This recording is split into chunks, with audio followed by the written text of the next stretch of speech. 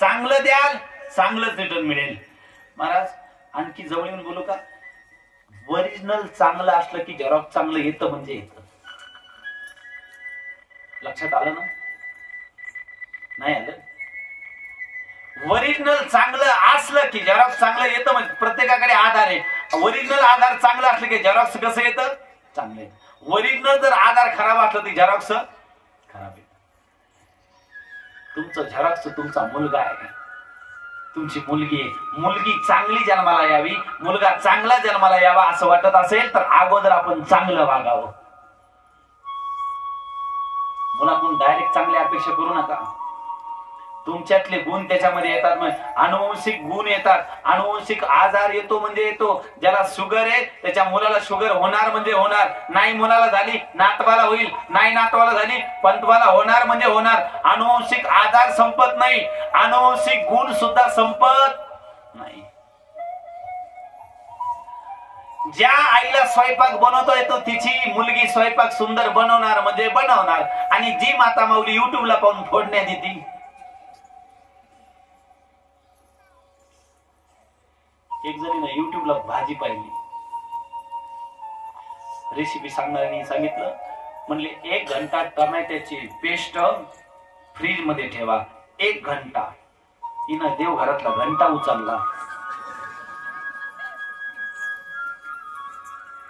आणि फ्रीज मध्ये ठेवून दिला.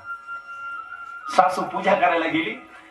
पूजा करायला गेली तर मंदिरात घंटा नाही. सुनबाई घंटा कुठे? ती म्हणली त्या भाजीवालीने सांगितलं फ्रीज मध्ये ठेवा, म्हणून फ्रीज मध्ये ठेवला.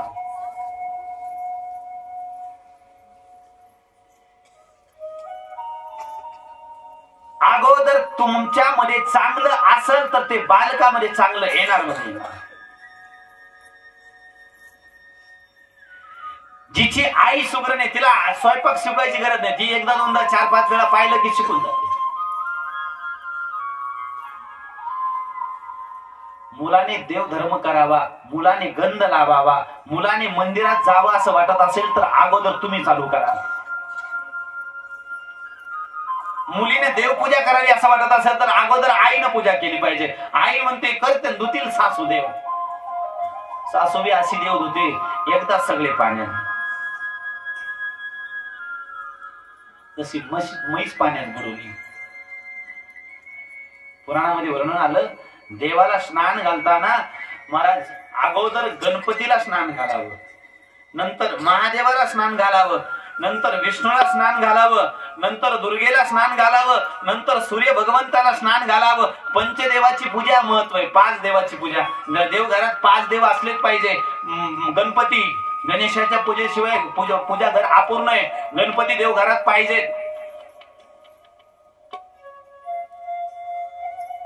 देवघरामध्ये भगवान शंकर पाहिजे, देवघरामध्ये भगवान विष्णू पाहिजे, देवघरामध्ये माँ दुर्गा आणि देवघरामध्ये सूर्य भगवंत. या 5 देवाची पूजा महत्वाची आहे.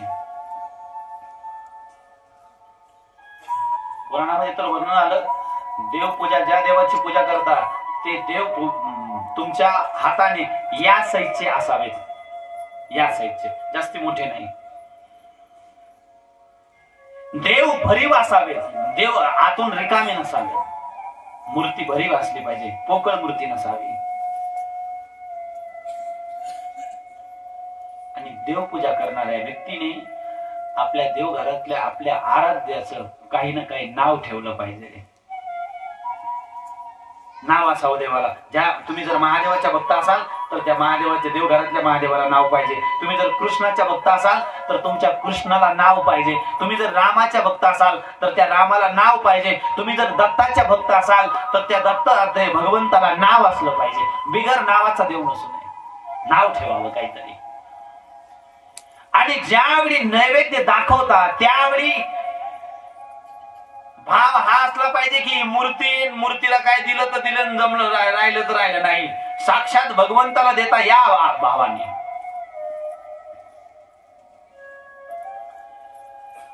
शास्त्र तर सांगतं, नवीन वस्त्र आणले तरी पहिले देवासमोर मांडा, त्याला दाखवा, नंतर घाला. नवीन वस्त्र आणले अगोदर देवाला. नवीन काही वस्तू घरात आली अगोदर त्याला दाखवा आणि नंतर यूज करा.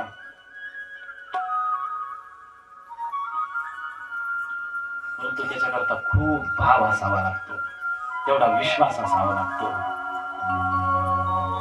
महादेवाला सुंदर साडी घातली आणि महादेवाला साडी घातल्यानंतर महादेवाला पार्वती म्हणली, देवा साडीचा ऍडजस्ट झाला, आता दाढीचं कसं करता?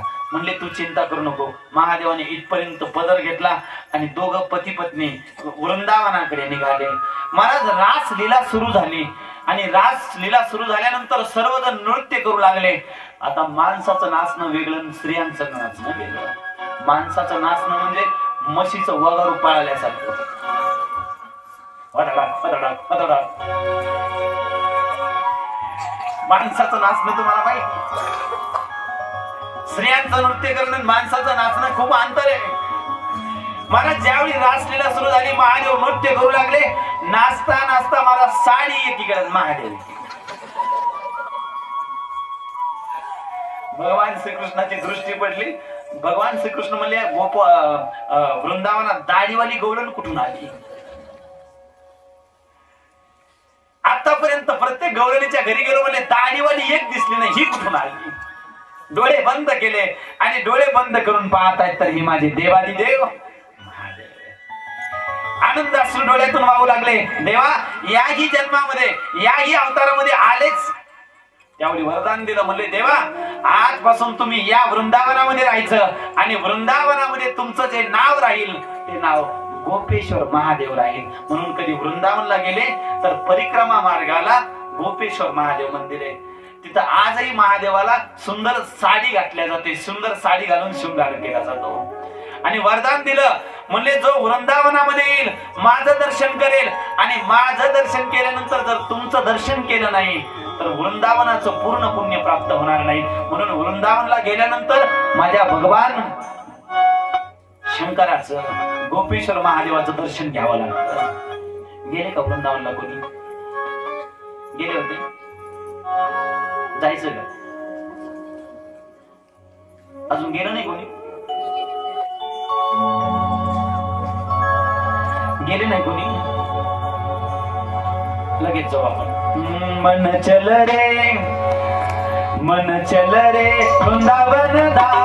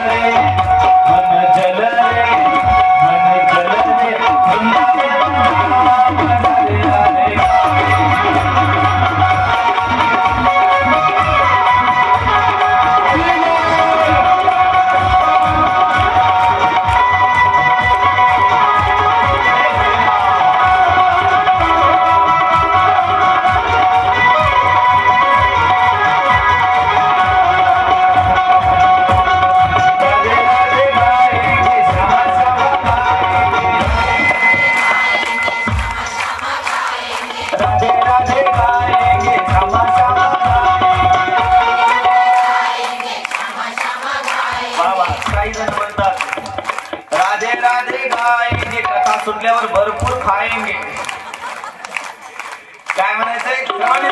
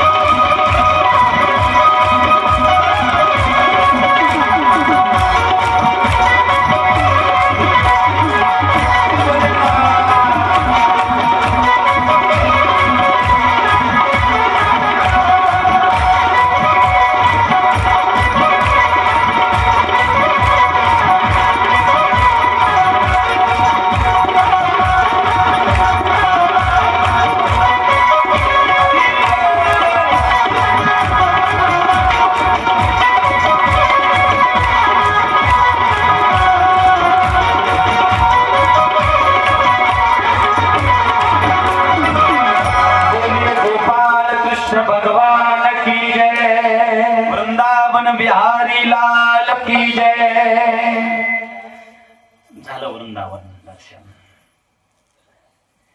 इथं बसलेल्या प्रत्येक माता माऊलीला माझी विनंती, जाऊ द्या तुमचं झालं, ज्यांचं ज्यांचं लग्न राहिलंय त्यांना विनंती आहे, ज्यावेळी मुलगा पाहायला येईल, फिक्स होईल, त्यावेळी त्याला पहिला प्रश्न करायचा, मला वृंदावनाला नेशील का, मला काशीला नेशील का. जर हो म्हणला तर त्याला होकार द्या, नाही तर त्याला म्हणा तुझी काशी तुझ्या गावातच कर.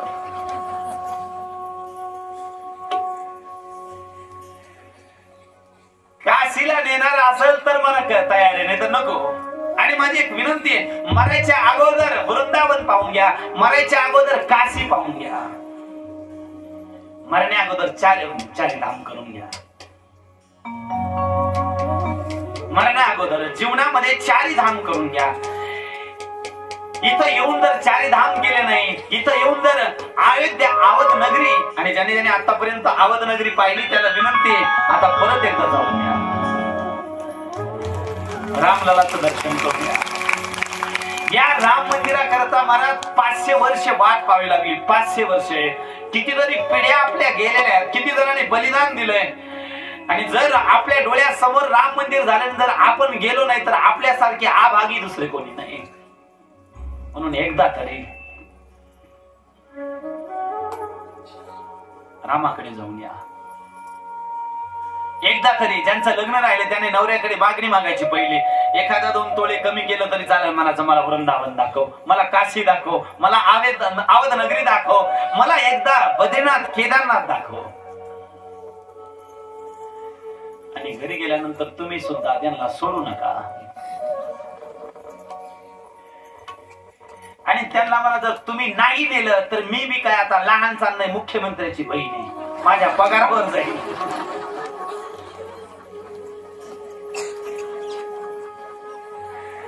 माझ्या भावाने दिलेल्या पैशावर जाऊन येईल. एकदा तरी जा, एकदा तरी वृंदावन पहा डोळ्याने, एकदा तरी काशी नगरी पहा, एकदा तरी अवध नगरी पहा, एकदा तरी केदारनाथाचं दर्शन करा, बद्रीनाथ केदारनाथ.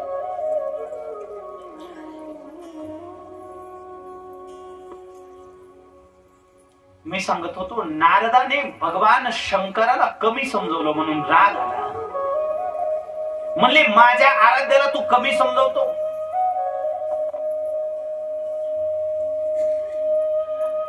आज नारदाचा अभिमान समाप्त करण्याकरता भगवंताने लीला केली. आणि पुराणामध्ये वर्णन येतं, नारद ज्या मार्गाने जाणार होते त्या मार्गामध्ये एक मायावी नगर बनवलं. त्या नगरीचा राजा शिलनिधी, त्याची कन्या विश्वमोहिनी, तिचा स्वयंवर ठेवला. अनेक देशोदेशाचे राजे महाराजा आले होते. महाराज त्या नगरीमध्ये नारद गेल्यानंतर नारदाने विचारले, ही नगरी कोणाची? म्हणले शिलनिधीना राजाची. म्हणले त्याच्या कन्याचा स्वयंवर आहे, ज्याच्या गळ्यामध्ये वरमाळा घालील त्याच्याबरोबर ती लग्न करेल. नारदाला वाटलं आतापर्यंत बऱ्याच विण्याच्या तारा तोडल्या, आता संसार करून पाहतो. नारद डायरेक्ट त्या राजाकडे गेले आणि राजाकडे गेल्यानंतर महाराज नारदाचं स्वागत केलं.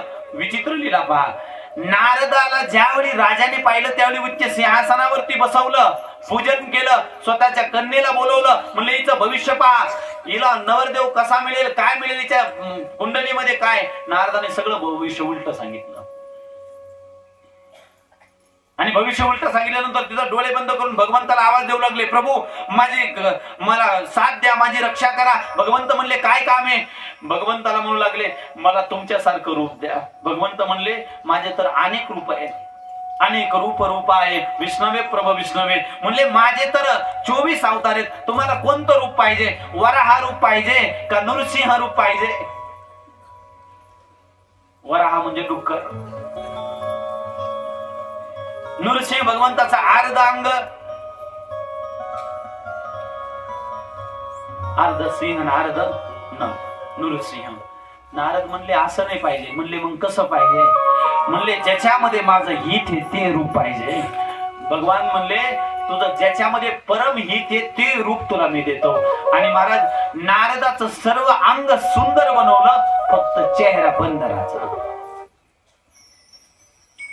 सर्व अंग सुंदर.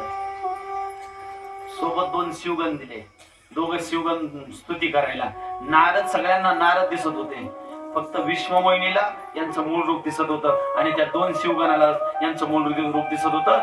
नारदाची ते शिवगण स्तुती करू लागले. म्हणले तुमच्यासारखा सुंदर या गावामध्ये दुसरा कोणीच नाही. मला वाटतं आज नंबर तुमचाच आहे. विश्वमोहिनी तुमच्याच गळ्यामध्ये वरमाळा घालणार. नारद मोठ्या अभिमानामध्ये चालले आणि नारदाबरोबर शिवगण पहिल्याच लाईनला जाऊन बसले. पहिल्या लाईनला जाऊन बसल्याबरोबर दोन शिवगण दोन बाजूला बसले. एक शिवगण म्हणू लागला, हा एवढा सुंदर आहे तर याची आई किती सुंदर असेल. नारदाला वाटलं बापरे.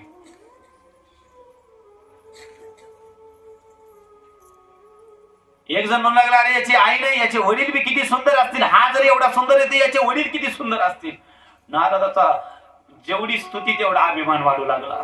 आणि जसा जसा अभिमान वाढू लागला, पुराणामध्ये वर्णन येतं, पहिल्या लाईनला बसलेल्या नारदाकडे ती विश्वमोहिनी हार घेऊन पहिल्या लाईनला आली. परंतु पहिल्या लाईनला हे बंदर पाहिलं, लाईन सोडून दिली.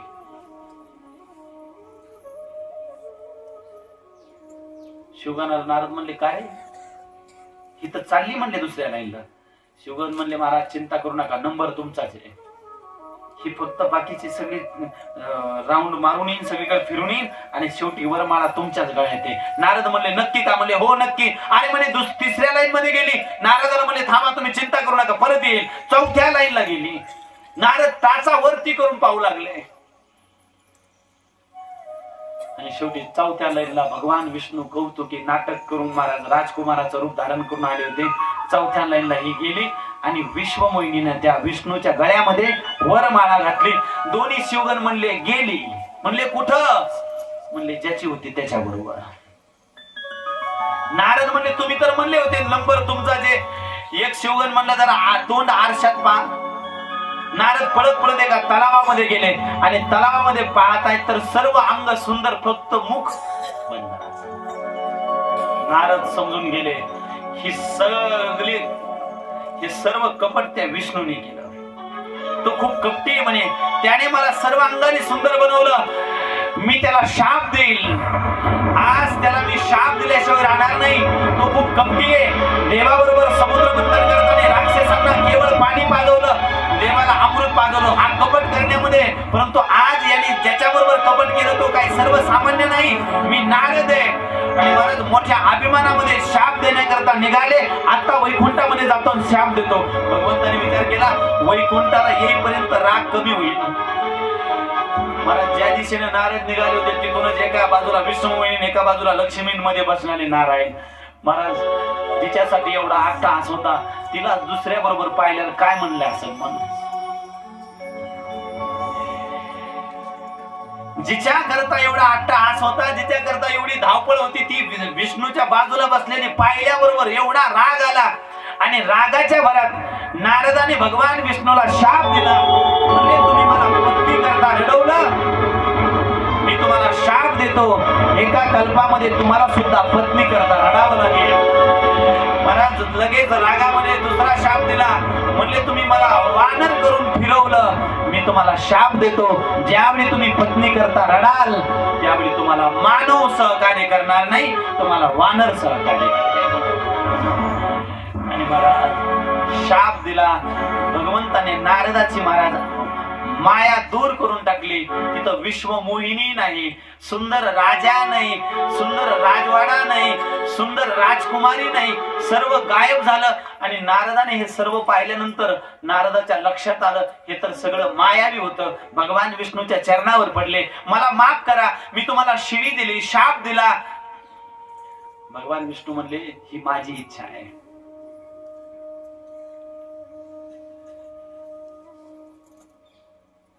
तुम्हाला अभिमान झाला होता म्हणून मी ही लीला केली. आणि तुम्हाला माझ्याविषयी जरी काही मनामध्ये आलं असतं तरी मी तुम्हाला माफ केलं असतं. परंतु तुम्ही महादेवाला कमी समजवलं. महादेवापेक्षा श्रेष्ठ झाल्याचा तुम्हाला अभिमान झाला म्हणून मी ही सर्व लीला केली. नारद म्हणले, या सर्व पापातनं मुक्त होण्याकरता काय करू? म्हणले, या सर्व पापातनं मुक्त होण्याकरता पृथ्वी तलावरती जेवढे ज्योतिर्लिंग आहेत त्या सर्व ज्योतिर्लिंगाचं दर्शन कर. आणि सर्व ज्योतिर्लिंगाचं दर्शन करून ब्रह्मलोकामध्ये ब्रह्माजीकडे जा आणि ब्रह्माजीच्या मुखातनं शिव महापुराण कथा ऐक. तू सर्व पापातनं मुक्त होशील. नारद महर्षी त्याच वेळी पृथ्वी तलावरती सर्व ज्योतिर्लिंगाचं दर्शन करण्याकरता निघाले. परंतु नारद म्हणू लागले, मी एवढं भजन करून माझ्याकडनं एवढी चूक का झाली, कसं मायेचा माझ्यावर प्रभाव पडला. म्हणले तुमचे गुरु कोण आहेत. नारद म्हणले मला गुरुच नाही.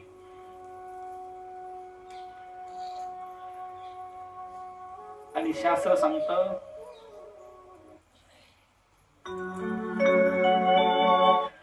गुरु जर नसेल तर जप केल्यानंतर त्या जपाचं पूर्ण पुण्य नाही. मंत्र हा गुरुमुखातनच आला पाहिजे. गुरु असावेत. गुरु मंत्राशिवाय जपाचं पूर्ण पुण्य मिळत नाही. गुरु गोविंद तो खडे काको लागे पार. गुरु गोविंद तो खडे काको लागे पार. बलिहारी गुरु बने गोविंद देव बतार कबीरा. गोविंद देव बतार.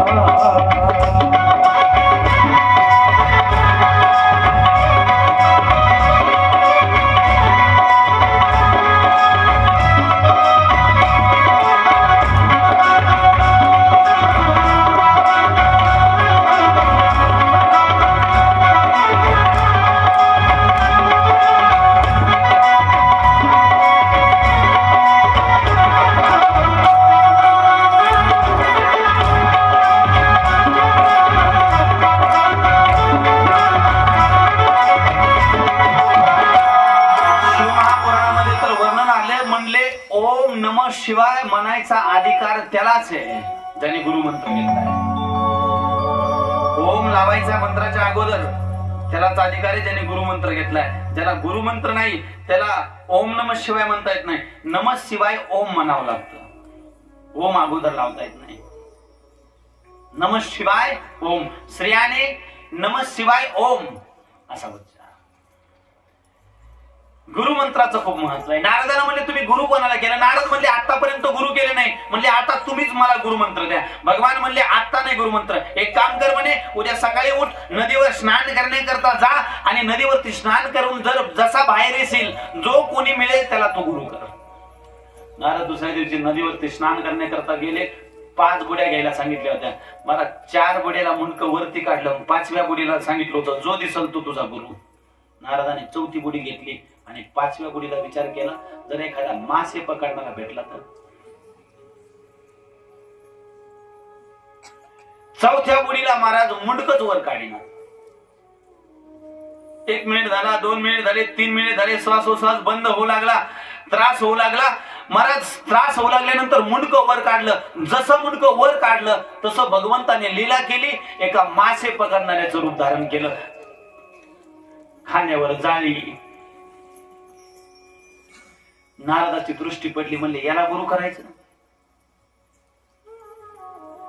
परंतु भगवंताची आज्ञा आहे. भगवंताने सांगितलं जो दिसेल त्याला गुरु कर.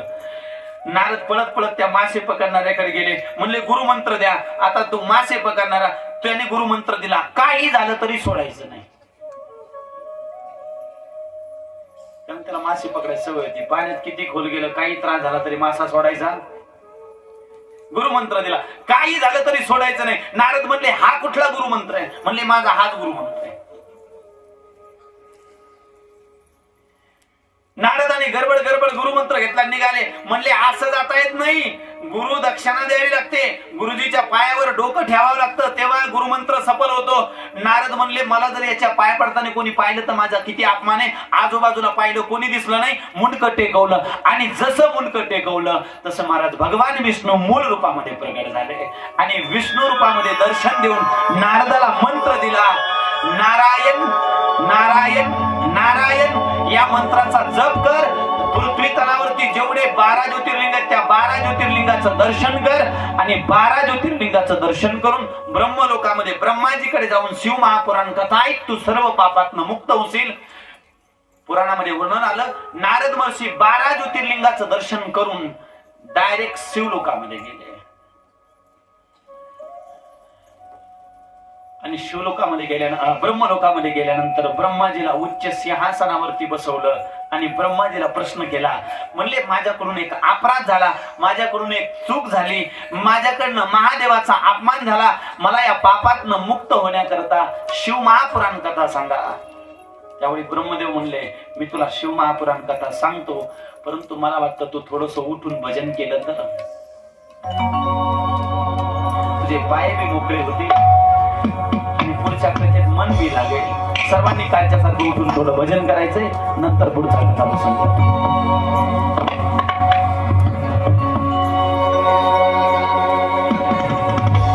सर्वांनी उठून भजन करायचंय, सर्वांनी गोलराम करायचंय कालच्या सारखा, सर्वांनी भजनाचा आनंद घ्यायचा आहे आणि नंतर पुढचा कथा प्रसंग. लवकर लवकर वेळ कमी आपल्याकडे, लवकर राम करा. गोलराम करा, गोलराम कालच्या सारखा गोलराम. सर्वांनी सर्वजणांनी गोलराम करा. पाठीमाग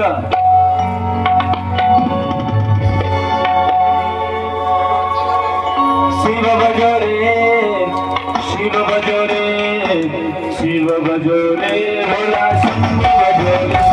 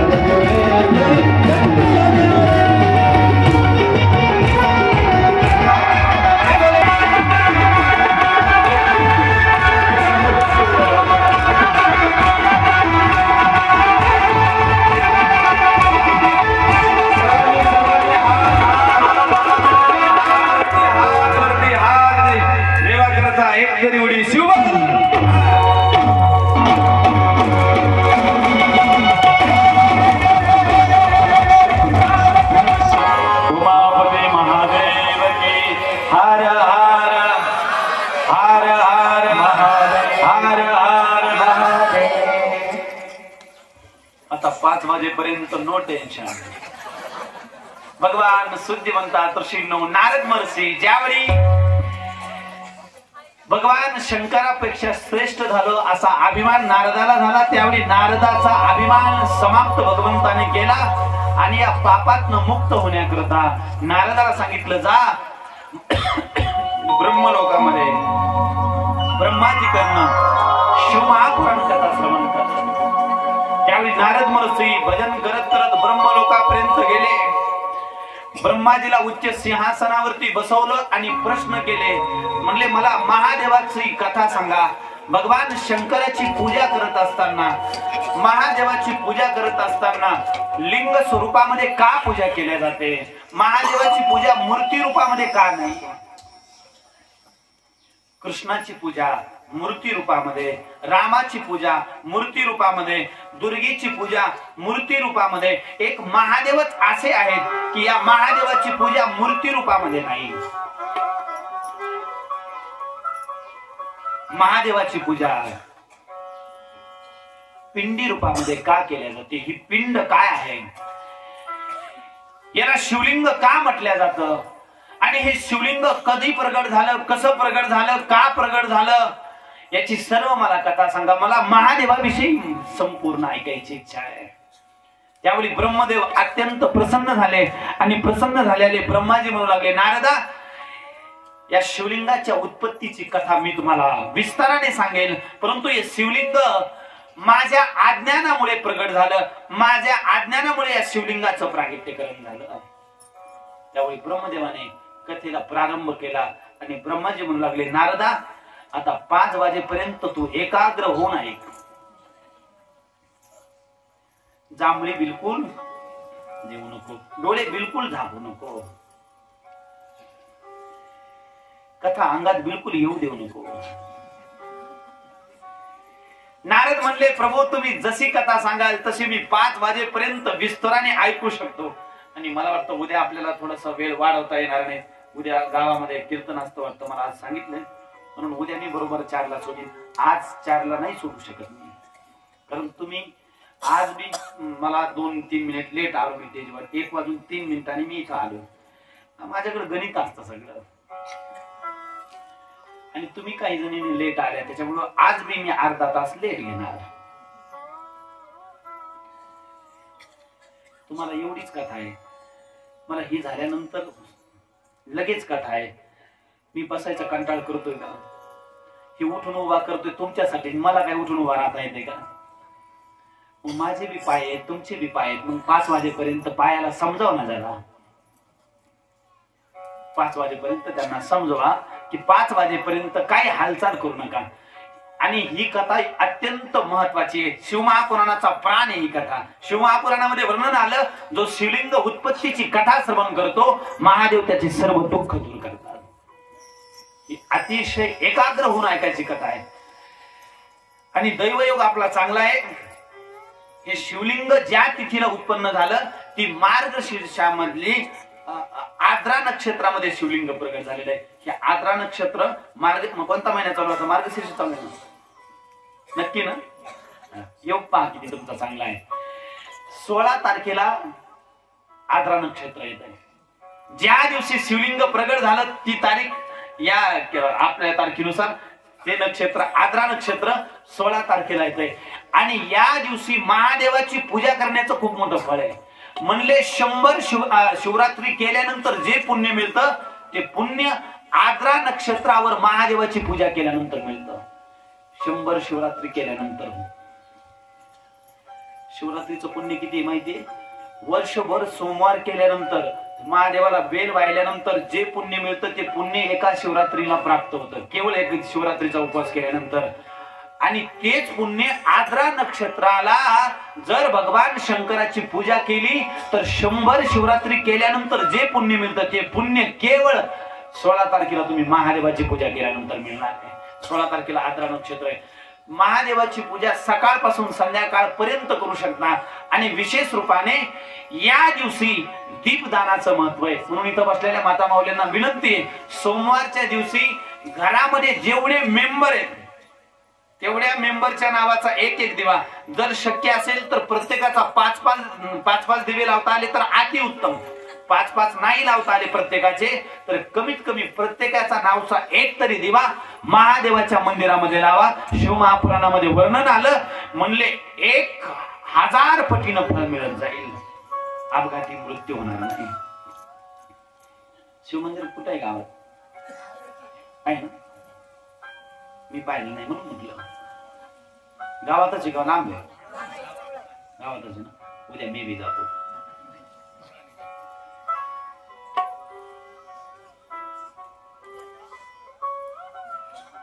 आद्रा नक्षत्राचं खूप मोठं महत्व आहे आणि ते दैवयोगाने 16 तारखेला आले. मला वाटत होतं शिवलिंग उत्पत्तीची कथा 16 तारखेलाच घ्यावी, परंतु आपली कथा 17ला संपते.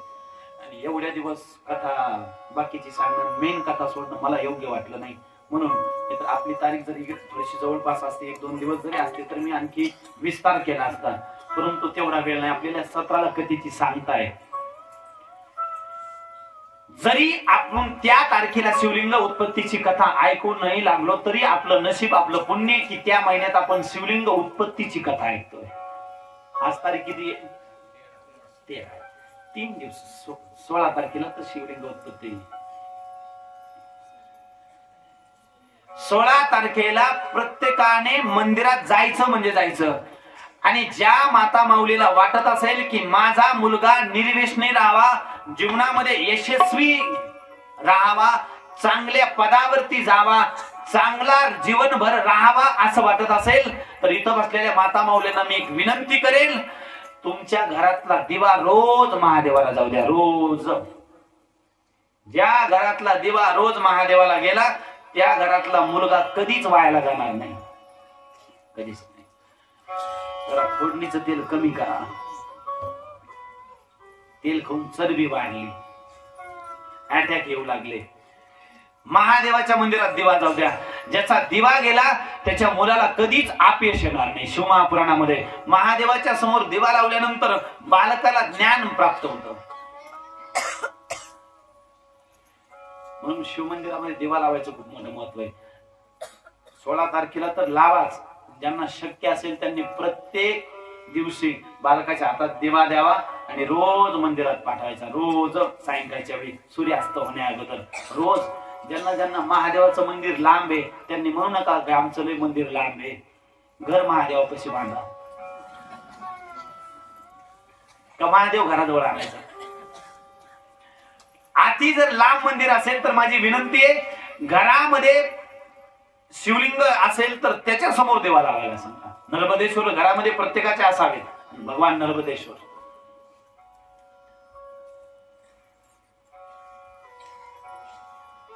आता कोणत्या कोणत्या माऊलीचा पेढा उद्यापासून देवा घेऊन जाईल? करा बरोबर हात.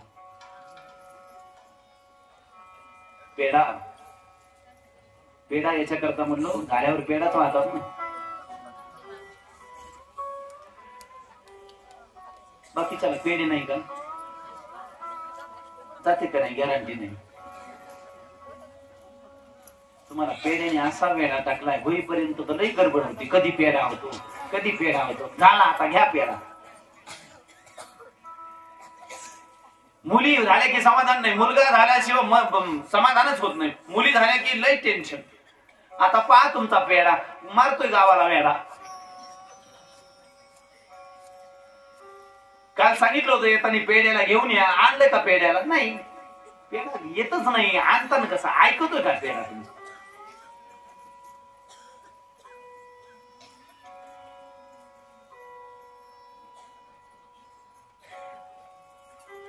शिव महापुराणामध्ये वर्णन आलं, महादेवासमोर दिवा लावणं, महादेवावरती जल अर्पण करणं.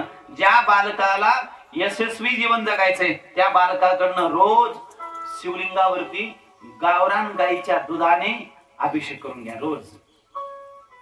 16 तारखेला जमलं तर रुद्राभिषेक करता आला तर अतिउत्तम.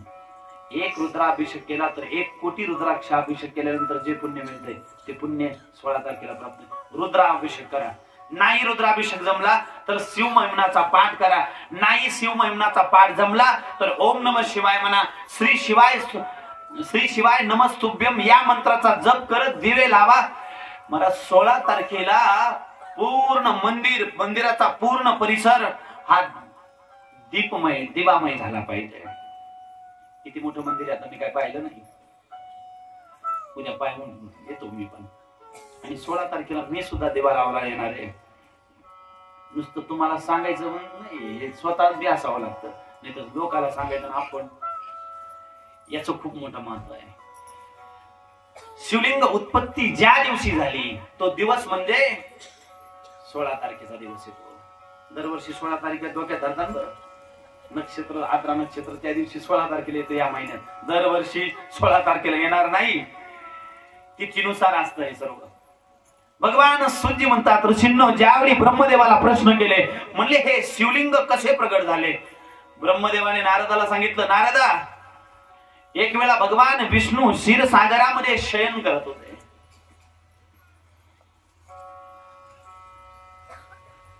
आणि ज्यावेळी क्षीरसागरामध्ये भगवान विष्णू शयन करत होते, महाराज भगवान विष्णू कशावर झोपतात? कशावर? कशावर? शेषावर. कशावर झोपतात? सापावर. आपल्या भाषेत बोलायचं झालं तर सापावर झोपतात. कोण?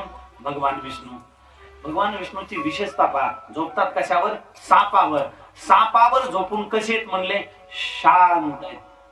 श्लोक सगळ्यांना माहिती आहे. कोणता? शांताकारं भुजगशयनं पद्मनाभं सुरेशं विश्वाधारं गगनसदृशं मेघवर्णं शुभांगं लक्ष्मीकान्तं कमलनयनं योगिभिर्ध्यानगम्यं वन्दे विष्णु भवभयहरं सर्वलोकैकनाथं. भगवान विष्णू कसे आहेत? शांत आहेत. म्हणले शयन सापावरती करतात, परंतु तरी कसे आहेत? शांत आहेत. आपण पंच्या गादीवर झोपून सुद्धा अशांत आहे. म्हणले भगवान विष्णू शांत काय? म्हणले त्यांच्या चरणाजवळ लक्ष्मी आहे आणि आपल्या डोक्यात लक्ष्मी आहे. लक्ष्मी कुठं असावी? चरणाजवळ असावी. आणि ज्याच्या ज्याच्या डोक्यात पैसा आहे त्याला रात्री पैसा झोपू देत नाही. आपल्याला पंच्या गादीवर झोप नाही, भगवान विष्णूला सापावर झोप येते. इथं आपल्या घरात एखादं पिल्लू निघालं तर 15 दिवस डोक्यातून जात नाही. सापाचं पिल्लू जर निघालं, पकडून नेले तुमच्या समोर, ही म्हणती नाही त्याचं पिल्लू असलं तर.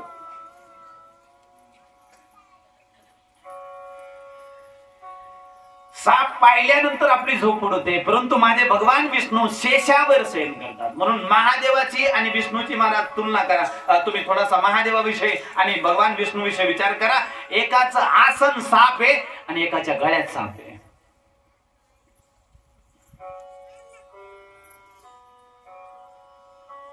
एकाच्या गळ्यात साप आहे आणि एकाच्या आसनाखाली आसनावरती साप आहे. तुम्ही म्हणाल साप म्हणजे काय? आता याच्यावर विस्तृत बोलायचं म्हणल्यानंतर खूप वेळ जाईल. आता 4 ला फक्त 3 मिनिट राहिले. माझ्याकडे अर्धा तास आहे. आज नाही, उद्या चर्चा करू आपण विस्तृत. आणि उद्या मी थोडस लवकर आलं तर बरं होईल. उद्याचा दिवस थोडासा महत्वाचा आहे. आता माझं रोजच काम आहे. तुम्ही सांगा या नका येऊ, माझं सांगण्याचं काम आहे.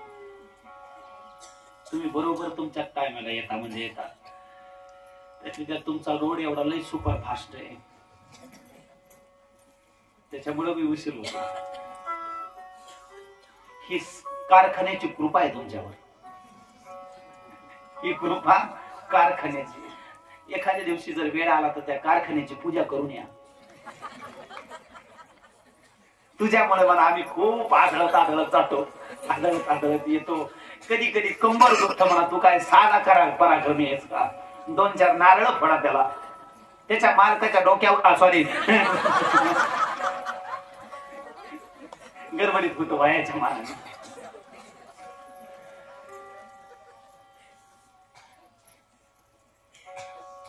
भगवान सूर्य म्हणतात ऋषींनो, ज्यावेळी ब्रह्मदेवाने शिवलिंगाविषयी प्रश्न केले, हे लिंग काय आहे? महादेवाची पूजा लिंग स्वरूपामध्ये काय का केल्या जाते? तर सूर्य म्हणतात ऋषींनो, हे जे शिवलिंग आहे हे महादेवाचं चिन्ह आहे. ही महादेवाची ओळख आहे. ब्रह्माजी भगवान विष्णू ब्रह्मदेव नारदाला म्हणू लागले, नारदा याची उत्पत्ती माझ्यामुळे आणि भगवान विष्णूमुळे माझ्या आज्ञानामुळे झाली. एक वेळा भगवान विष्णू क्षीरसागरामध्ये शयन करत होते आणि शयन करणाऱ्या भगवान विष्णूला मी पाहिलं आणि पाहिल्यानंतर माझ्या मनात संशय निर्माण झाला, नेमकं हे माझे वडील का मी यांचा वडील?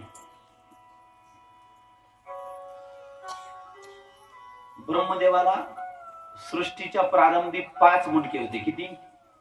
5. आपल्याला एकच मुंडक आहे, ते शांत बसू देत नाही. आता ज्याला 5 आहेत ते शांत कसं बसत? आपल्याला एकच डोकं दिलं, नको तिथं लावल्याशिवाय आपण राहतच नाही. नको तिथं डोकं लावणार, नको ती चर्चा करणार, नको त्या ठिकाणी डोकं लावायला लय आपल्याला आवडतं. एक गावामध्ये एक वयोवृद्ध बाबा नेहमी वट्यावर बसायचे आणि त्या वट्यावरनं त्या गावातल्या एका माणसाच्या रोज म्हशी जायच्या. त्या म्हशीमध्ये एक गोल शिंगाची म्हैस होती.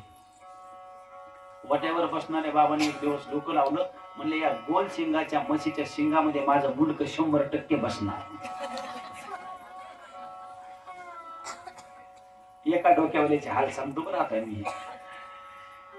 बाबाने विचार केला या म्हशीच्या शिंगामध्ये माझं मुंडक 100% बसणार. रोज म्हशी जायचे, हा म्हातारा रोज पाहायचा. असे 6 महिने निघून गेले. म्हातारा मनात म्हणला 6 महिने झाले नुसता विचार करतो, एक दिवस प्रॅक्टिकली करून पाहतो. म्हशी चालल्या होत्या, म्हशी सांभाळणारा म्हशीच्या पाठीमागे नव्हता. याने विचार केला आज चान्स चांगला आहे. त्याने गोल शिंगाची म्हैस पकडली. पकडल्या बरोबर महाराज याने याचं मुंडक तिच्या शिंगात घातलं. जसं मुंडक शिंगात घातलं तसं फिट्ट बसलं. हा म्हणला पठ्ठ्याचा अंदाज खोटा कसा होईल. माझे केस काय उन्हाने पिकले नाही म्हणला, पठ्ठ्याचा अनुभवच एवढा आहे. अनुभवाने माझे केस पिकलेत. महाराज जसं मुंडक बसलं तशी म्हैस पळू लागली. म्हैस सगळ्या गावाला राऊंड मारत मारत मारत मारत केशव बाबाच्या मठाजवळ आली. काही जण कथा ऐकत होते, त्यांनी पाहिलं अरे आपल्याच गावातलं म्हातारं दिसतंय, म्हशीच्या शिंगात कसं उठलं. पळत पळत गेले. काही जणांनी म्हैस अडवली, काही जणांनी त्याला मुंडक्यातून शिंगातून बाहेर काढलं.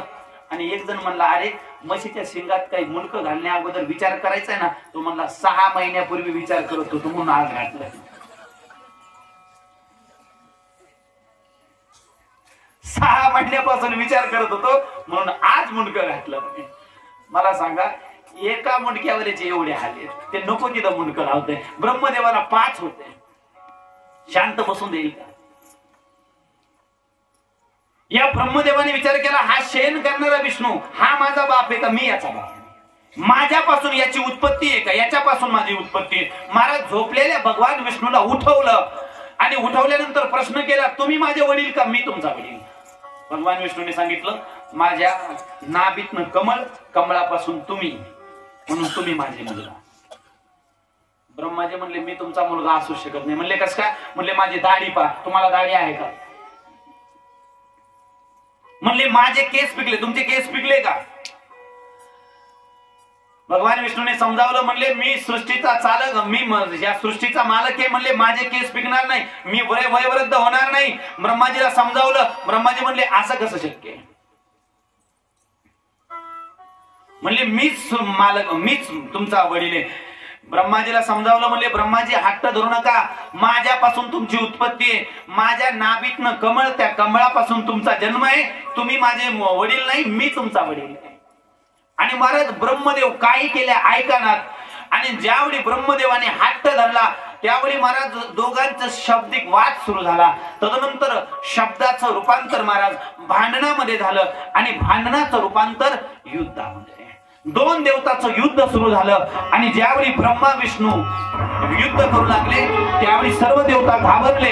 जर म्हणले ब्रह्मा विष्णूचं युद्ध जर संपलं नाही तर सर्व पृथ्वी रसातळामध्ये जाईल. म्हणून सर्व देवता घाबरले आणि सर्व देवतांनी महाराज भगवान शंकराचा धावा केला. सर्व देवता भगवान शंकराकडे आले आणि सुंदर महादेवाची स्तुती करू लागले. जय शिव महादेवा दया करो, जय शिव महादेवा.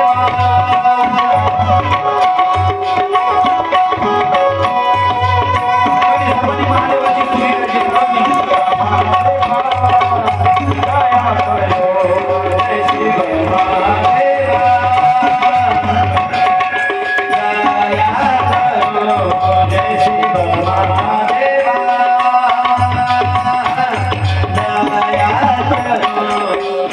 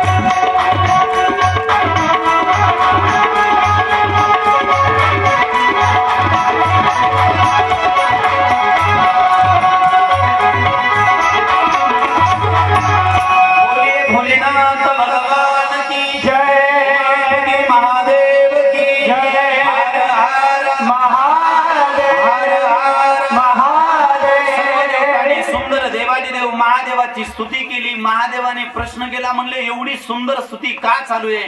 म्हणले पृथ्वी तलावरती एक संकट आलं, सर्व पृथ्वी रसातळामध्ये जाईल. या पृथ्वी तलावरती दोन देवतांचं युद्ध सुरू झालं. ब्रह्मदेवाने आणि विष्णूने युद्ध सुरू केलं. या पृथ्वी तलावरती पहिलं बापाचं आणि लेकाचं युद्ध हे पाहिल्यानंतर देवतांना सुद्धा वाईट वाटलं.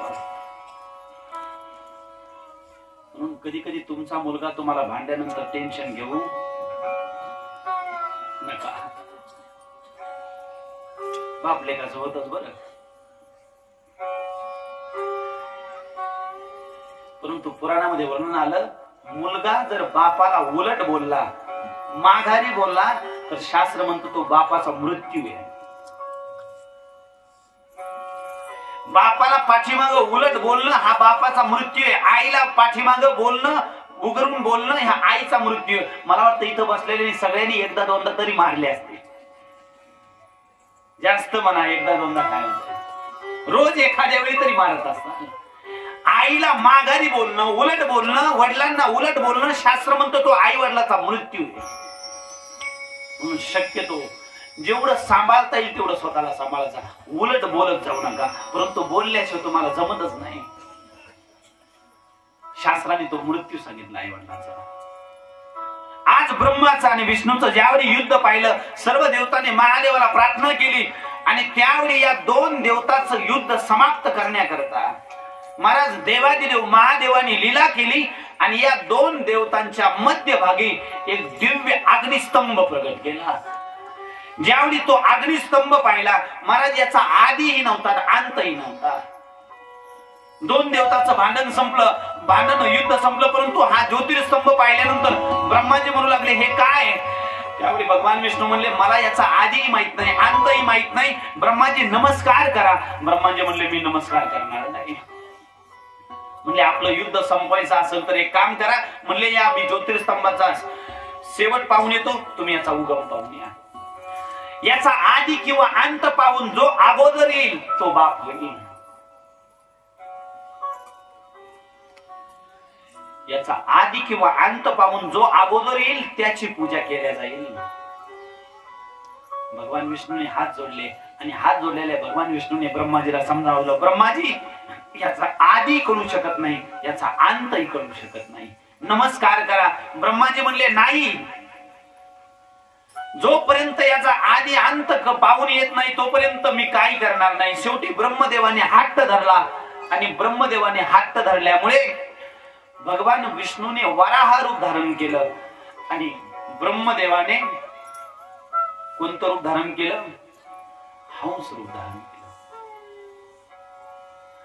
ब्रह्माजी वरती निघाले, भगवान विष्णू खाली काही अंतरावरती गेले आणि काही अंतरावर जाऊन त्या शिवलिंगाला नमस्कार करून वरती येऊन साधना करू लागले. ब्रह्माजी काही हजार वर्षापर्यंत वरती गेले. महाराज पुराणामध्ये वर्णन आलं, त्या ज्योतिर्लिंगाचा शेवट काही कळाला नाही. वरतून एक केतकी पुष्प खाली येत होतं. केतकी पुष्पाने विचारलं कुठं निघाले? म्हणले हे ज्योतिर्लिंगाचा शेवट पाहिला. केतकी पुष्पाने हात जोडले, म्हणले 1000 जन्म गेले तरी तुम्हाला याचा शेवट कळणार नाही. खाली जा आणि साधना करा, तपश्चर्या करा, याचा आदी अंत कळणार नाही. ब्रह्माजी म्हणले माझी आणि भगवान विष्णूची पैंज लागली. जो आदी किंवा अंत पाहून येईल तो बाप असेल. म्हणले मला त्याची पूजा करावी लागेल, मी असा जाणार नाही. मी जोपर्यंत शेवट पाहत नाही तोपर्यंत खाली जाणार नाही. केतकी पुष्पाने सांगितलं काही 1000 जन्म जातील परंतु याचा शेवट कळणार नाही. ब्रह्माजी म्हणले एक काम करा, जर याचा मला शेवट कळणार नाही तर तुम्ही माझे साथ द्या. म्हणले काय?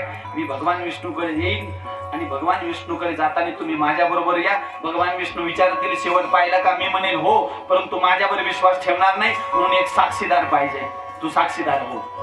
केतकी पुष्प म्हणलं हो, मी खोटी साक्षी देईल. मी सांगेल की ब्रह्मदेवाने या ज्योतिर्स्तंभाचा शेवट पाहिला, मला काय मिळेल? यावेळी भगवान ब्रह्मदेव म्हणू लागले मी जर या सृष्टीचा चालक मालक, सगळीकडे माझी पूजा झाली की माझ्या पूजेमध्ये आग्र पूजेचा मान तुला. केतकी पुष्प म्हणलं एकदा खोटं बोलून जर एवढा मोठी पद प्रतिष्ठा मिळत असेल तर एकदा खोटं बोलल्याने काय होतं?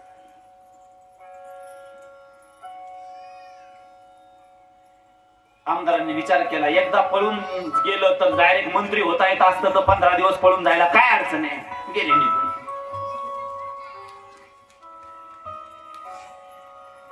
केतकी पुष्पाने विचार केला, एकदा खोटं बोलल्याने काय होणार आहे.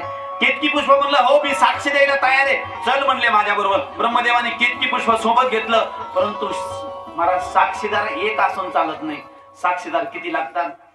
2 लागतात. खोटं जरी असलं तरी 2च साक्षीदार लागतात आणि खरं असलं तरी 2. एक साक्षीदारावर काम भागत नाही. ब्रह्माजीने विचार केला, साक्षीदार तर एकच आहे, आणखी एक पाहिजे. मार्गाने गाय भेटली. गायीला म्हणले, ए गाई माझ्या बरोबर येते का? गाय म्हणली, कशाला? म्हणले, साक्ष द्यायला. म्हणले, मी भगवान विष्णूकडे जाईल. भगवान विष्णू विचारतील, या शिवलिंगाचा शेवट पाहिला का? त्यावेळी तू आणि केतकी पुष्पाने दोघांनी खोटी साक्ष द्यायची. गाय म्हणली, मला काय मिळेल? गायीला सांगितलं, म्हणले, प्रत्येक घरातली पहिली भाकर आजपासून तुला. आणि एका भाकरीसाठी गाय खोटं बोलायला तयार. एका भाकरीसाठी गाय खोटं बोलायला तयार.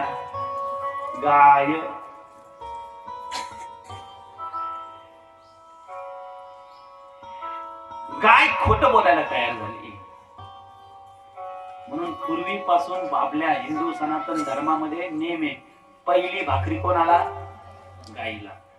आता पूर्वी पहिली गाईला होती, आता पहिली डब्याला आहे. डबा कोण खातो? आपला नेम आहे, पहिली भाकरी गाईला आणि शेवटची भाकरी कुत्र्याला. पहिली भाकरी गाईची आहे आणि शेवटची कुत्र्याची. पहिली कोण खातं? नवरा, तो झाला गाईसारखा गरीब. आणि शेवटची कोण खातं? शेवटचे कोण खातं? बायको. हा ड्युटीला आला का ती सुरू करते, तुम्हाला कळतच नाही, अक्कलच नाही, तेलच नाही, मीठच नाही, कुत्र्याची खाल्लेली.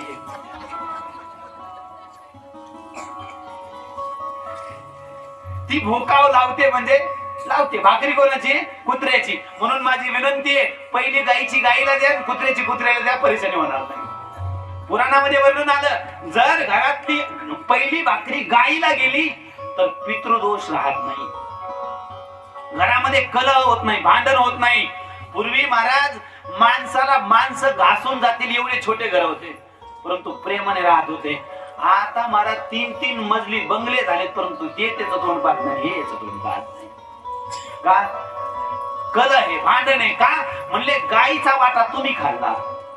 महाराज, या भारत ज्यावेळी स्वतंत्र झाला त्यावेळी या भारताचा इतिहास आहे, एका व्यक्तीच्या वाट्याला भारत स्वतंत्र झाला त्यावेळी 15 गायी येत होत्या. 15 किती? प्रत्येक व्यक्तीच्या वाट्याला 15 गायी येत होत्या. भारत स्वतंत्र झाला त्यावेळी. महाराज, आताची कंडिशन अशी आहे महाराज, आता सध्या 25 जणात सुद्धा एक गाय येत नाही. किती? 25 जणात एक गाय येत नाही. भारत स्वतंत्र झाला त्यावेळी एका माणसाच्या वाट्याला 15 गायी येत होत्या. 15 एवढ्या गायी होत्या भारतात. आता 25 माणसा माग एक गाय सुद्धा वाटायला येत नाही. हे काय खूप प्रगतीचं लक्षण नाही, हे अधोगतीचं लक्षण आहे. आणि जशा जशा गायी कमी होत्या तसे तसे आजार वाढतील, तसं तसं आयुष्य कमी होत जाईल, तसं तसं माणसामध्ये माणुसकी राहणार नाही, तसा तसा धर्म कमी होत चालेल. गाय म्हणू लागली, जर एक भाकरीसाठी जर मला पहिली भाकरी मिळत असेल तर एकदा खोटं बोलायला काय अडचण आहे. गाय म्हणली, मी साक्ष द्यायला तयार आहे. आणि महाराज, गाय एकदा मुखाने खोटं बोलली म्हणून गायीची प्रदक्षिणा तोंडाकडनं नाही. गायीची प्रदक्षिणा तोंडाकडनं हे नाही. या सृष्टीमध्ये कोणतंही दान करताना मुखाकडनं केलं जातं. कन्यादान मुखाकडनं, वस्त्रदान मुखाकडनं, स्वर्णदान मुखाकडनं. या सृष्टीमध्ये एक गोदान असं आहे की हे गोदान मुखाकडनं केले जात नाही. गाय दान करायची झाली तर शेपटीला पकडून दान करावी लागते. गायीला जर प्रदक्षिणा करायची झाली तर तोंडाकडनं नाही, मुखाकडनं प्रदक्षिणा. आणि पाठीमा शेपटीकडनं प्रदक्षिणा आणि शेपटीपाशी जे मुखापासून प्रदक्षिणा करता येत नाही. गायीचं मुख अपवित्र सांगितलं. म्हणून गायीला प्रदक्षिणा करताना शेपटाकडनं सुरुवात करायची आणि शेपटाकडे यायची. गाय दान करताना मुखाकडनं दान करता येत नाही, म्हणली शेपूट पकडून दान करावं लागतं. पुराणात वर्णन आलं, म्हणले कन्यादान केल्यानंतर जर गाय दान केली नाही तर कन्यादानाचं पुण्य मिळत नाही. म्हणून पूर्वीचे माणसं किती हुशार होते पा. मुलीचं लग्न जमलं का तिला म्हणायचे ताई ही गाय तुझी. आता उलट म्हणतात ताई तुझ्या घरी गाय चांगली आहे देता का. ताईची गाय घेऊन येतो भिकारी होतो.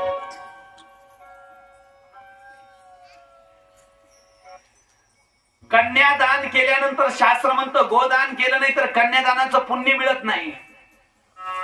म्हणून लग्न मुलीचं केल्यानंतर गाय दान करायला लागते. आम्ही करतो ना म्हणा चांदीची दान केली असं तुम्ही.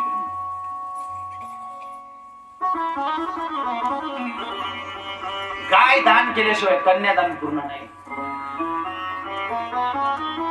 आणि जर तुम्हाला कन्यादान करता वेळी जर गाय दान करता नाही आली तर माझी एक विनंती आहे, कन्या ज्यावेळी सासरी जाते त्यावेळी तिच्या बरोबर एक बेलाचं झाड दान करा. कन्यादान केल्याचं पुण्य. एक बेलाचं झाड दान करायचं कन्याला. ते बेलाचं झाड दान केलं तरी कन्यादानाचं पुण्य मिळतं. पण शिवमहापुराणामध्ये वर्णन आलं एक जर बेलाचं झाड लहानचं मोठं केलं तर 1 कोटी कन्यादान केल्याचं पुण्य मिळतं. म्हणून ज्यावेळी कन्या सासरी पाठवा त्यावेळी नाही जर गाय नसेल तर एक बेलाचं झाड दान करा.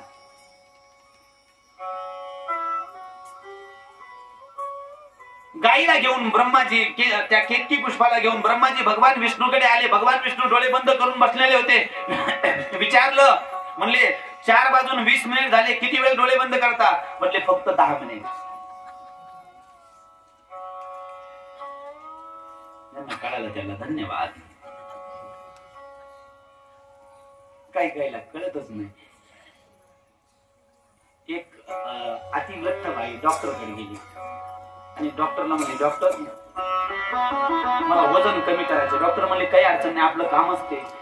मला अगोदर सांगा म्हणे तुम्ही खाता किती. ती म्हणले जर सुनाच्या हातच्या असेल तर 8 भाकरी खाते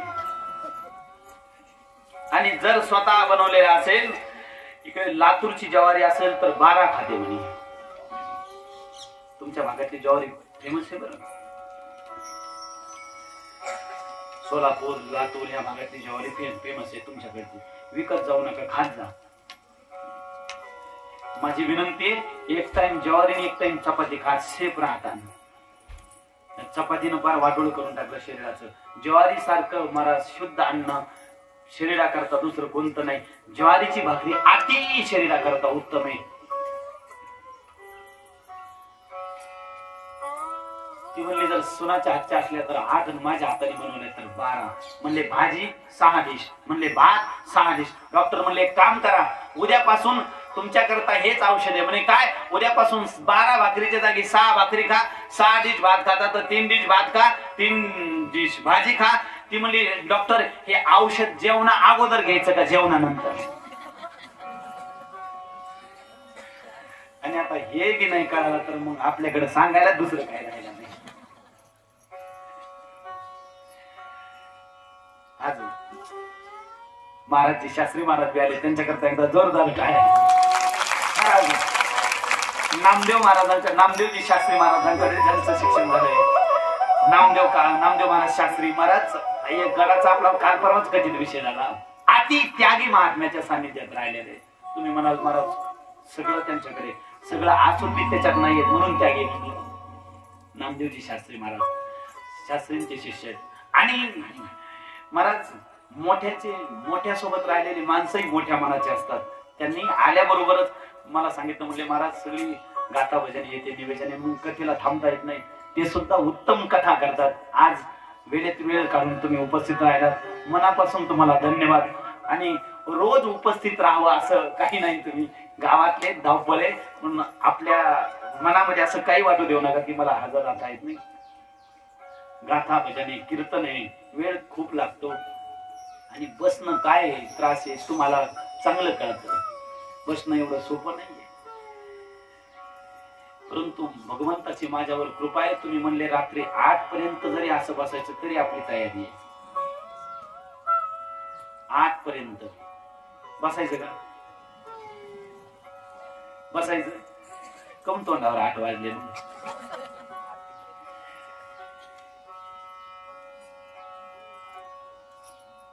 भागवतामध्ये सांगितलं जितासनो जित श्वासो जित संगो जितेंद्रिय. भागवतामध्ये सांगितलं म्हणले ज्याला आसन जिंकता आलं त्याचा परमार्थ बराचसा सफल आहे. नाहीतर 3 तासात रामदेव बाबाचे 30 आसन होतात. पहिलं चुलांगण आसन, बसणं वगैरे. म्हणून मी तुम्हाला मध्ये मध्ये उठवतो, त्याचं कारणच आहे शरीराला एवढी सवय नसते आणि त्रास होतो, मन लागत नाही म्हणून थोडे उठून भजन केले म्हणजे चेहरे टवटवीत होतात. आणि तुम्ही जोपर्यंत प्रसन्न तोपर्यंत कथा, तुम्ही एकदा बोर झाले की काय एका मी काय पंडालला सांगाल का कथा. भगवान सुजी म्हणतात ऋषींनो, ज्यावेळी ब्रह्मदेवाला साक्ष भगवान विष्णूला साक्ष देण्याकरता केतकी आणि गाय तयार झाले, त्यावेळी या दोघांना घेऊन ब्रह्माजी भगवान विष्णूकडे आले. भगवान विष्णू डोळे बंद करून बसलेले होते. प्रश्न केला, म्हणले या ज्योतिर्लिंगाचा तुम्ही उगम पाहिला का? भगवान विष्णू म्हणले नाही. ब्रह्माजी अभिमानामध्ये म्हणले हो मी पाहिला. भगवान विष्णू म्हणले तुम्ही शेवट पाहून आले, याचा काही प्रूफ काय, पुरावा काय? म्हणले केतकी पुष्पाला विचारा. केतकी पुष्पा म्हणलं हो ब्रह्मदेवाने शेवट पाहिला. महाराज भगवान शंकराला असत्य बिलकुल आवडत नाही. भगवान शंकराला क्रोध आला आणि क्रोधामध्ये त्यावेळी आकाशवाणी झाली. आकाशवाणीने सांगितलं हे केतकी पुष्प, तू मानासाठी सन्मानासाठी खोटं बोलला, मी तुला शाप देतो. पृथ्वी तलावरती जेवढे फुलं आहेत तेवढे फुलं माझ्या शिवलिंगावरती अर्पण केल्या जातील, परंतु केतकी पुष्प चुकून जरी तू माझ्या शिवलिंगावरती कोणी अर्पण केलं तुला, तर मी तुला शाप देतो. जो अर्पण करेल त्याला 1000 गायी मारल्याचं पाप लागेल. म्हणून महादेवाच्या मंदिरामध्ये गेल्यानंतर चुकूनही केतकी पुष्प महादेवाला अर्पण करायला जमत नाही, चुकूनही नाही.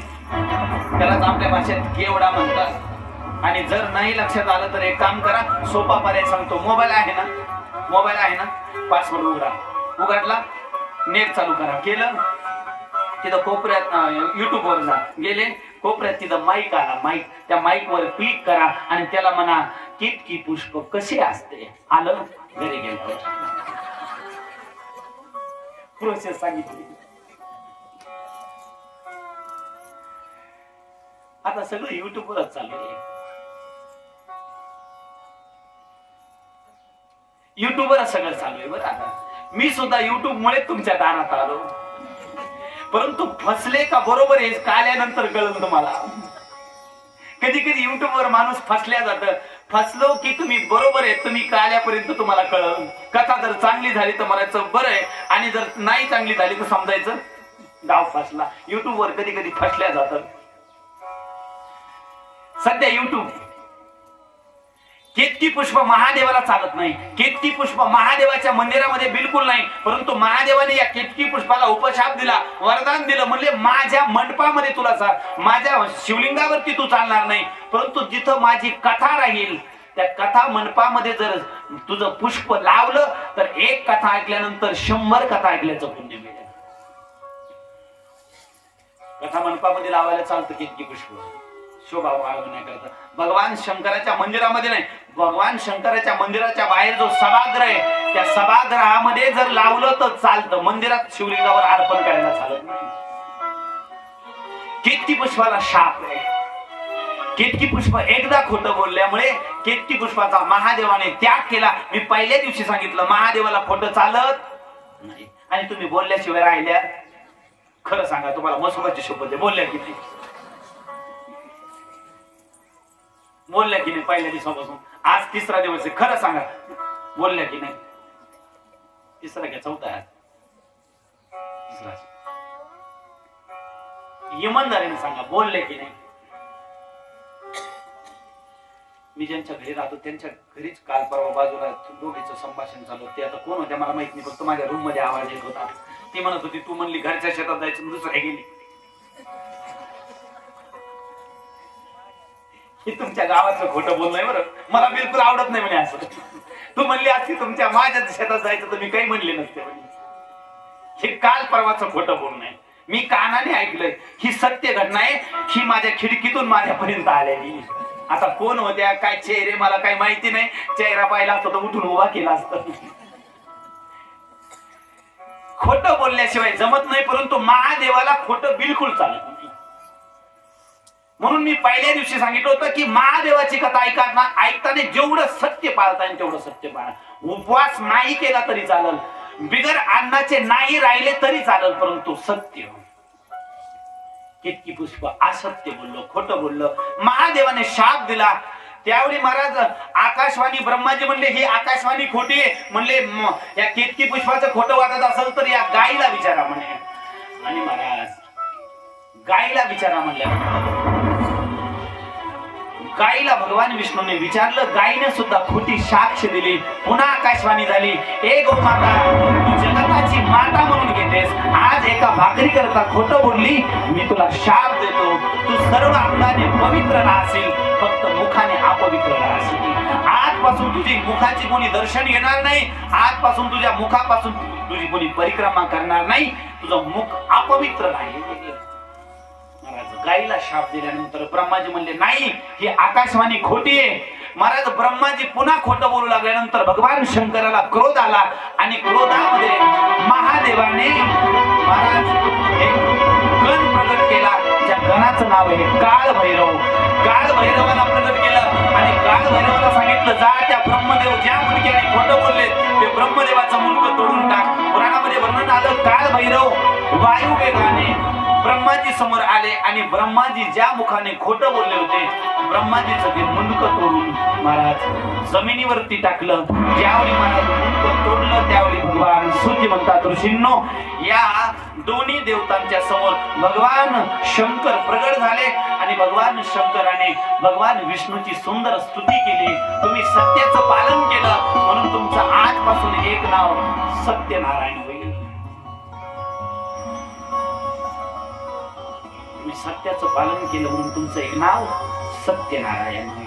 आणि जो कोणी पौर्णिमेच्या दिवशी तुमच्या सत्यनारायणाची पूजा करेल त्याची मनोकामना पूर्ण होईल. म्हणून तेव्हापासून तर आतापर्यंत आपण पौर्णिमेच्या दिवशी सत्यनारायण पूजा करतो. त्याचं कारण महादेवाने दिलेलं हे वरदान आहे. भगवान सूर्य म्हणतात, ऋषींनो, ब्रह्मदेवाचं ते मुंडकं जमिनीवरती पडलं. महादेवाची कृपा ब्रह्माजीच्या त्या मुंडक्यावर झाली नाही, परंतु भगवान विष्णूला वाईट वाटलं, याचं मुंडकं तुटलं. त्यावेळी पुराणामध्ये काही ठिकाणी असं वर्णन येतं, तेच मुंडकं भगवान विष्णूच्या सांगण्यावरून भगवान शंकराच्या हाताला चिटकलं. काय केलं मुंडकं सोडा. भगवान विष्णूने शंकराने विचारलं, म्हणले हे काय लिहिलंय. भगवान विष्णू म्हणले तुम्हालाच काहीतरी लीला करायची. पुराणामध्ये काही ठिकाणी असं वर्णन आलं, ते मुंडकं काही केल्या भगवान शंकराचा हात सोडत नव्हतं, म्हणून त्या मुंडक्याला सोबत घेऊन माझे भगवान शंकर गयासुराच्या छातीवरती यज्ञ करतात आणि यज्ञ केल्यानंतर शेवटची आहुती टाकल्यानंतर ते मुंडकं महाराज यज्ञ कुंडामध्ये पडतं आणि तेच मुंडकं ब्रह्माजीचं विशाल वटवृक्षाच्या रूपामध्ये प्रगट होतं. म्हणून आजही ते वृक्ष कुठं आहे, गयाला. त्या वृक्षाला वरदान दिलं, म्हणले जो कोणी या वृक्षाखाली तुझ्यापाशी बसून जो कोणी आपल्या पूर्वजांचं पिंड दान करेल त्याच्या पूर्वजाला सदा सर्वदा वैकुंठ कैलास प्राप्ती होईल, त्याला नरकात राहावं लागणार नाही. म्हणून तेव्हापासून तर आतापर्यंत आपण गयाला गेल्यानंतर काय करतो, पिंडदान. भगवान सूर्य म्हणतात, ऋषींनो, त्याच वेळी भगवान शंकर घड्याळीमध्ये पाहतात तर 4:30 झाले. भगवान शंकराने विचार केला, जास्त वेळ घेणं योग्य नाही. बाकीचे वरदान मी आज नाही, उद्या 1 ते 4 या वेळेमध्ये देतो. आपण उद्या शिवलिंग पूजेचं महात्म्य, सृष्टी उत्पत्तीची कथा आणि उद्याच्या कथेमध्ये आपण सुंदर महादेवाचा विवाह संपन्न करणार आहोत. म्हणून एका कन्येला महादेव बनवल्या जाईल, एकीला पार्वती बनवल्या जाईल आणि बरोबर 4 वाजता देवाचं लग्न संपन्न होईल. उद्या सुंदर लग्नाकरता सर्वांनी हजर राहायचंय. उद्या लग्नाला येत असताना सर्वांनी लाल वस्त्र परिधान करायचे. कोणते? लाल वस्त्र परिधान करायचे. महादेवाच्या लग्नाला येताना लाल वस्त्राचं महत्व आहे. म्हणून उद्या येत असताना सर्वांनी लाल वस्त्र परिधान करायचे. पुरुष मंडळी तुम्ही म्हणताल आमचं काय, ह्या घालतील म्हणा लाल, आमचं काय, तुम्ही अंगावर गुलाल टाकून या. शक्यतो ज्यांच्याकडे लाल वस्त्र आहेत त्यांनी लाल वस्त्र परिधान करायचे. पुरुष मंडळीने सफेद वस्त्रावर आले तरी काही अडचण नाही. सर्वांनी आता आरती करता उठून उभे राहा.